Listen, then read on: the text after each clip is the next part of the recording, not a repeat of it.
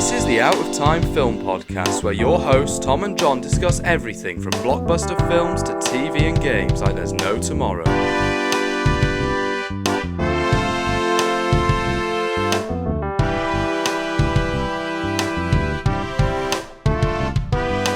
Hello and welcome to the Out of Time Film Podcast. My name is Tom, and as always, I'm joined with my co-host John. Hello, it's me. And this week we are talking about Killers of the Flower Moon. Yes. I remember when the film got revealed and Scorsese was like, I'm working on a film, or shared details about it. And then a few months later after that, we got like a picture, like a tease. Oh, yes. Of what Killers of the Flower Moon looks like. And we had Lily Gladstone and Leonardo DiCaprio just sitting on this table. And that was the only picture that we saw from Killers of the Flower Moon for, I think it was for a year, I think. Yeah, something like that. And it just felt like, are we going to see anything else in this film? Like, are we going to see like a teaser, or are we going to see a trailer? No, we just had that image for months. And it was just so memed that Spider-Man 2 also got the same thing as well. Like, you only saw Miles and Peter Parker just in the Spider-Man suits, just standing together for months, and we didn't get any details about that. So there was like a big curse about, big films or games just get an image only for months. I would say that's the best way to market. Let's do that for every single film. Give us one image that we get so sick of for a year. And then it's like that one poster for the Eras tour, the Taylor Swift Eras tour. I've seen that one poster everywhere. I beg of them, please use a different picture. Oh yeah, like they could have done different pictures just to get some anticipation or excitement, but no. And it was funny when we saw that moment in the film when we just saw it, like, oh my god, it's the image. We were pointing, we were like, what? Yes.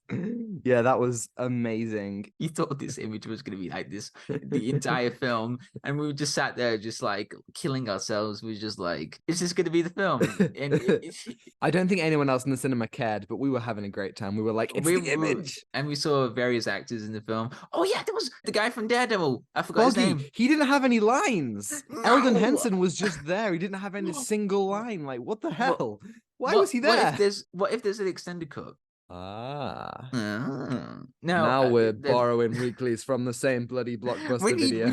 We need more screen time. Yeah. Oh my god. Yeah. It is a bit kind of crazy about how this film has come about, because obviously this is an Apple film, and for the longest time it was just going to be a very, very limited cinematic release, and it was going to be just dropped on Apple TV Plus. And I was definitely worried that I wouldn't get to see this movie at the cinema, but thankfully, because of various different things, it has got a full cinematic release, which is not just like I thought it would just be in America. It's not. Obviously, that we're in England and we got it too, and that is so great. And I was so happy to see it on the big screen. All 3 hours and 26, I believe, minutes of this movie. You're going to see it all in glorious big screen mode. Man. So Killers of the Flower Moon, full spoilers ahead for anyone who hasn't seen it. Briefly explain the plots for those who don't know. All right. In 1920s, members of the Osage Native American tribe of the Osage County, Oklahoma, are murdered after oil is found on their land, and the FBI decides to investigate. Right. Okay. So this is both of our first Scorsese movie at the cinema. I've seen 4 or something other Scorsese movies in the past, and I think you've seen so as well. Roughly the same ones. So what did you think? So, first time experiencing Scorsese on the big screen. Yeah, I've seen Goodfellas, I've seen Shutter Island, I've seen Wolf of Wall Street, but this felt a really different experience, because when you watch something you haven't seen on the big screen like Scorsese, how does he deal with a different stylistic choice or different editing choice or different performance choice on the big screen? It is a completely different experience when you go to the cinema. Like this year, when me and Tom went to see Babylon, we were like completely mind blown, and we were just sat in the cinema for like 3 hours, and it was just completely mind blown. But when you watch a film on a smaller screen like a TV, you just got it on Blu-ray, but it's not that same experience. It's something unique about when you go to the cinema and you see that experience. That happened to me when I watched Scorsese on the big screen. There was just something that really got my attention all the way through. It was just really cool how it just kept you engaging all the way through, because this film is like 3 hours and 20 minutes, and it felt like there was not a single beat wasted. Like, you just felt so immersed into the story, and I just felt like you could really tell Scorsese's stylistic choices in this film, like in the performance as well, and the stylistic choices. You can see that at the end of the film as well, how Scorsese tries to tell the story as well. It's quite powerful. He tries to, show what really happened in this film and the book as well. The whole film was based on the book Killers of the Flower Moon, which also was looking at the first time when the FBI was founded and the Osage. Yeah, it all comes from J. Edgar Hoover files and these kind of real events. And I mean, there's a reason why Scorsese is Scorsese. There's a reason why everyone loves Marty, because he just makes films like no others. I just loved the way that in this movie he presents this community, this kind of small pockets in America, and very cleverly the ways that every time we see like a crowd, you can see the Osage population getting lesser and lesser and the white people dominating more and more. And this movie, it doesn't shy away from some of these horrific, like both visually, like it's a very gory movie at times, but also like just narratively, this is not what you make. Because I would argue, based on the trailers, this feels like this movie is going to be a white savior movie. And I don't think it is. I think that really this movie is super, super critical, as it should be, of white people. There's specific parts with Leonardo DiCaprio's character where you can kind of see he's trying to do the right thing. And at those parts, there might be like, okay, is this character going to be redeemed? But no, everything that he does to protect his family or anyone in the Osage community, all those things are actually done in service of himself. He's a very selfish character. There's a fantastic bit at the end where Molly, his wife, says to him, Ernest, she's like, what were you giving me when you were injecting me the whole time? Because she knows that he wasn't just giving her the insulin that he was supposed to be giving her for her diabetes, and that what caused her to be really sick. He takes a moment, and you can so tell that he knows that he's been caught out, but he still lies. He just still just says, oh, insulin. And she just gets up and leave. And I love the way that this movie presents these vile, like I haven't seen a Scorsese movie where the protagonist is a good person. Maybe Hugo. But other than that, all the other Scorsese movies that I've seen, the protagonists aren't good people. They are scum of the earth. They're real assholes. They're not good. They're not kind. And this movie follows suit in that, in all the best ways, the ways that all these people pretend like they are, friends of the Osage community, when really they are just greedy and exploitative and just want like the money and the oil, and all of that is presented so well through these characters. Yeah, and one of the things struck me visually was the symbolism across the film. Like how the white people are slowly taking away the Osage land and money. There was one at the end which was just so uncomfortable when Ernest comes back and there's a whole room full of the most wealthiest white people, and you see the shot, and it was like one of the most uncomfortable shots because that's where Lily stayed. And it just felt like, there's one line that struck me as well in the film is when Ernest was reading the book about the Osage and looking at this picture. It says, can you see the wolves in this picture? And that was the one thing in the film that was prominent. There are wolves in this film. There's Ernest, he's the wolf, and he's constantly taken away, and he's the awful guy. There's a lot of awful people in this film that are just slowly taking away their money, the Osage money and land, and killing them as well. And it does it in a very serious way, and like looking at what they did. And it's really interesting how they use that theme of the Osage and like how they slowly taking away the land. And with the wolves as well, that was the aspect. And another thing I loved of the symbolism was the Osage, the stories and how they visually saw the world, like the sun or fire or the flowers as well. He gave you this idea of like you're hearing from Lily's perspective. And I love Lily Gladstone's performance in this. It's just so subtle, but also just really powerful. She has a strong presence throughout the film, and you are constantly following her story rather than Ernest. Well, you do get to see Ernest's story, but he's just completely horrible. But Lily Gladstone's character, you are with her throughout the film, exactly from the beginning as well. Lily Gladstone is a force to be reckoned with in this movie.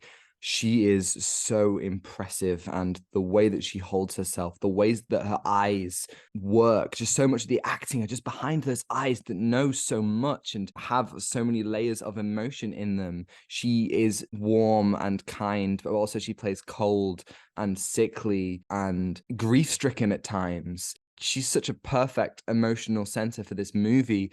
And that is my biggest frustration, is I wish that she was more of the emotional center. As good as this movie is, it does, I think, fall short in the emotions. And I think that's because it chooses to follow Ernest more prominently than Molly. And I think that so many of the big emotional moments where Molly's family die are hugely important to the plot and the entire narrative of all these different people in the Osage community being picked off one by one and used and exploited before they are murdered. Her grief is such a big point that needs to land. And not that it didn't land exactly, but I think that the film would have benefited from being more from her perspective, because there's so much to go into, to the point where we finished this film and we were going, even though it was 3 hours long, we were kind of like, yeah, that should have been longer.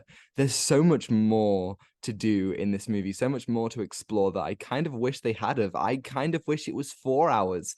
Dare I say, maybe even 4.5 hours. I think that there's still a lot that should have been explored, particularly from Molly's perspective. Yeah, if they could have made it longer, I wish there was more emotional weight, because there was something that was trying to do throughout the film, which was trying to put emotional weight on Lily. You know, like, you want to have this emotional connection or this emotional journey with the character. And I wish the film, what you said, it could have been longer, which I agree, which, you know, you could have seen more of Lily and have a bit of like emotional connection with that.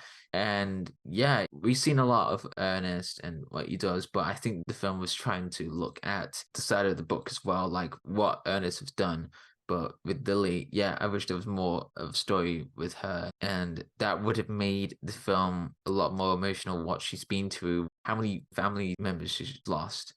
And it is quite sad what she's been through, but also quite powerful that she's a strong character throughout the film. And I think she's more like, she's tried to be this proactive character throughout the film. And Scorsese tries to do that so well with the narration, but also she tries to be a strong character as well, which she is a force to be reckoned with in that performance.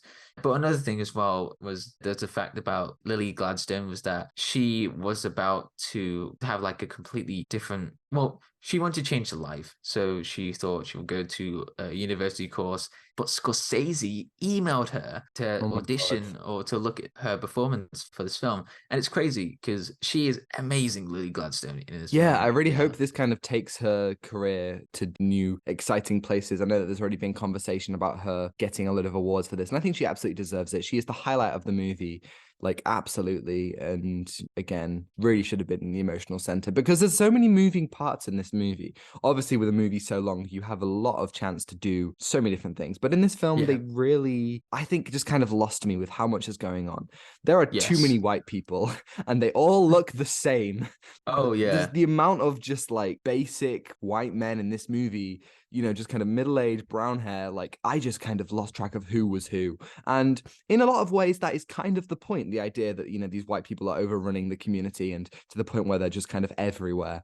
But at the same time, this movie is definitely going to be one that ages well with me, because the more I watch it, the more I think about it, the more I understand it and understand the characters and understand all the moving parts, the less confused I will be. Because I definitely did feel a little bit like, what is going on? Like, it was kind of like, I remember when we did Oppenheimer, our criticism was that there's a lot going on, and there's a lot of moving parts, and there's a lot of people, and there's a lot of kind of conversations about complex things. And, you know, this one, the conversations aren't that complex, but there's a lot of people and there's a lot going on. And unless it's an actor that you actively recognize, you don't have very much hope there. Yeah, it got to the point where there was loads of white people, and it was like lots of interrogation, lots of courtroom stuff about the murders. And again, we don't get to see a lot of that perspective from Lily, but we got to see a lot from Ernest. It did feel a bit overwhelming with lots of information. But one of the things was just Brendan Fraser. I love how Brendan Fraser only has like this scene where he tries to defend William Hill, Robert De Niro plays. And Brendan Fraser, we saw him, we were like, oh my God, it's Brendan Fraser.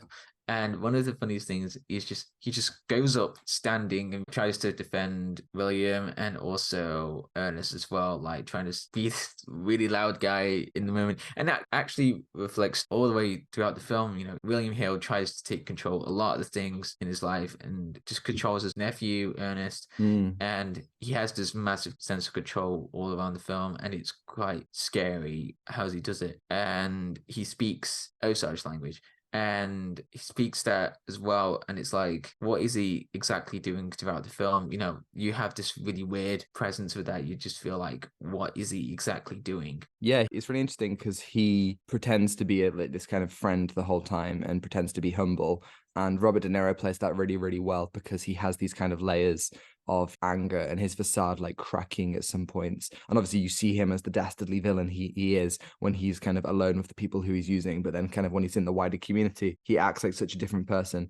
But I thought it was interesting as well because a lot of the time when white people speak the Osage language, they don't use subtitles. And I thought that was very interesting. This kind That's of like, interesting, yes. Yeah, there are a couple of times when they do, like, for example, when Ernest and Molly are having conversations, they do that a couple of times, but a lot of the time they don't. And I thought it was interesting. That's almost a comment on this kind of appropriation of the language and this kind of like misunderstanding of all the different meanings. Like, there's a lot of talk in the movie with voiceover that kind of explains Osage traditions and, like what their God means to them and stuff like that.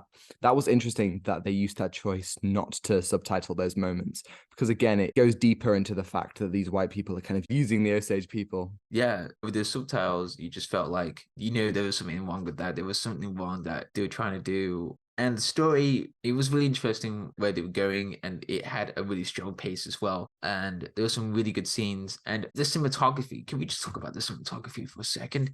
Wow, the cinematography, it was like this powerful tool as well. Like, the camera is a really powerful tool all the way throughout cinema, which is the one that you see the characters, the one you see the story, the one you see everything. But this film, it was really interesting when you see it on the big screen because it made you feel small with the camera because you're seeing this perspective all the way through. And there were some scenes that were just so powerful, moving, and it had like a really strong contrast between scenes. So there was one scene that was like really loud, it just felt overcrowded, and the next scene it cut to an open field, and Scorsese tries to do that so well. You just put contrast into each other, also a bit of match cuts as well into the editing as well. But cinematography was the one that really pulled me in. It was like something that it made you feel small, or something that you were trying to go throughout this perspective. And you can really tell how the cinematography changes all the way throughout the film. So like how we see the Osage, and there's a bit of like an idea that it's home for them as well. You feel like there's this connection between you and the camera. You are seeing that story with them, with the Osage. This is their story. And once you see Ernest and William Hale, there's a lot of long shots, maybe 85 millimeters or something like that.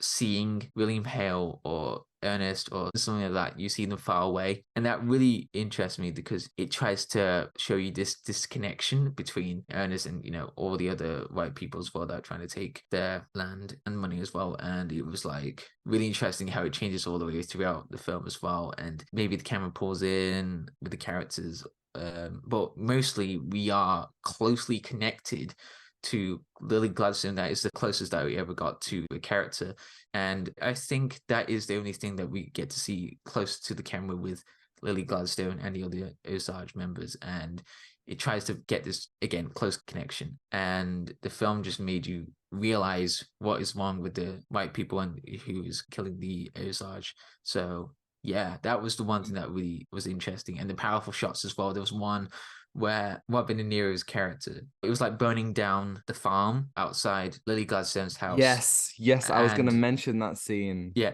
and the one thing that was really powerful was there was a whole bunch of fires around it, and it kind of reminded me of Molly, that's Lily Gladstone's character, what she said at the beginning about what her tribe believes in with the sun or the fire. And the fire is like this father, and you get to see this fire. And the one thing that really caught my attention was how the camera was focusing on the fires burning in the air, like how you see on a hot summer's day or something like that. You can put the camera and then you see the sizzling lens flare, like this flare that is happening. And then in the scene, you get to see the other people who are destroying the farm as well.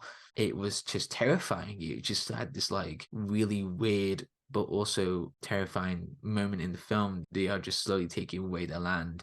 Yeah, that was one powerful shot that really struck me. I was like, wow, how the heck did he do that? And it is, again, a strong image to show what this film is, really. Yeah, the visuals tell such a key part of the story, and I was so enchanted by them. I agree with what you're saying. Like, it's interesting how they don't, as I said earlier, they don't shy away from the nasty parts of these murders. We really do see brains, like, like heads literally like falling open, and like proper like mangled corpses, and they really kind of lean into the mutilation that these white people are doing. And I thought that was just so very visceral and powerful. And yeah, as I said, I was going to mention that scene with the fire. Like, that's just such an amazing representation of everything that was happening. I thought that was fantastic.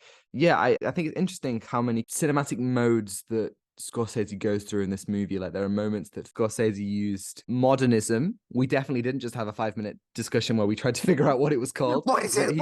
He kind of used modernist techniques sometimes, with the way that we would kind of cut between, like, the movie and flashbacks of different perspectives, and also pictures. Like, that felt very interesting, while also kind of doing this stuff, because obviously we're in the 20s, but the movie doesn't strictly adhere to that kind of 20 sensibilities. It reminded me very much of, sometimes with the music choices as well, it reminded me of something like Marie Antoinette, which is a fantastic movie by Sofia Coppola. Yeah. And that movie gets a lot of controversy because of its use of anachronistic music. I mean, I love that kind of thing. So it was really great to hear, music that wasn't always adhering exactly to the era. I thought that kind of stuff was fantastic. And I don't know how old Scorsese is. He's in his 70s or 80s, and he's still on top of his game.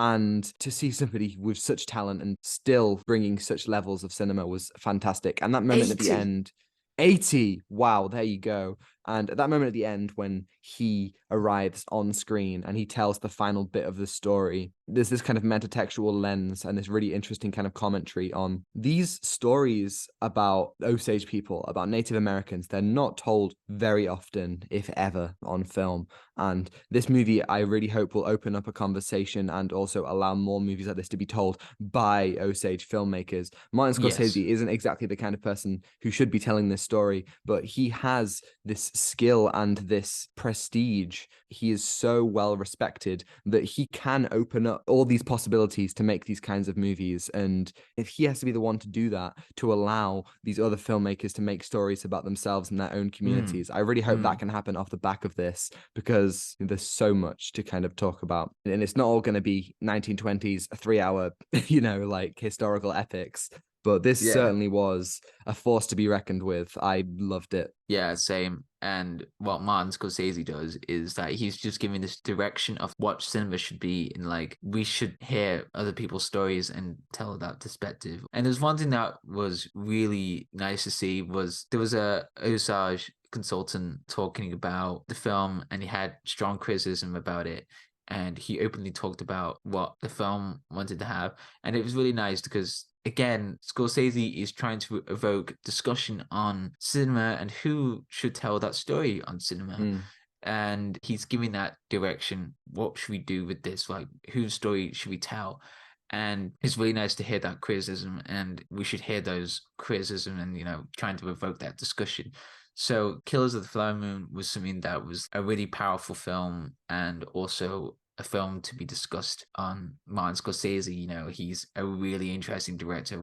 Yeah. What are you going to give it out of 10? I'm going to give it a 9 out of 10. Very nice. I'm going to give it an 8. Thank you, everybody, for listening. If you're listening on YouTube and you enjoyed it, you can like and subscribe if you want to see more. And if you're listening on Spotify, you can follow and give us a 5-star review if you think we're worthy. Next week, Marty's going to be so happy with us because we're doing Captain Marvel. That's right. We're going from a Scorsese movie to a Marvel movie.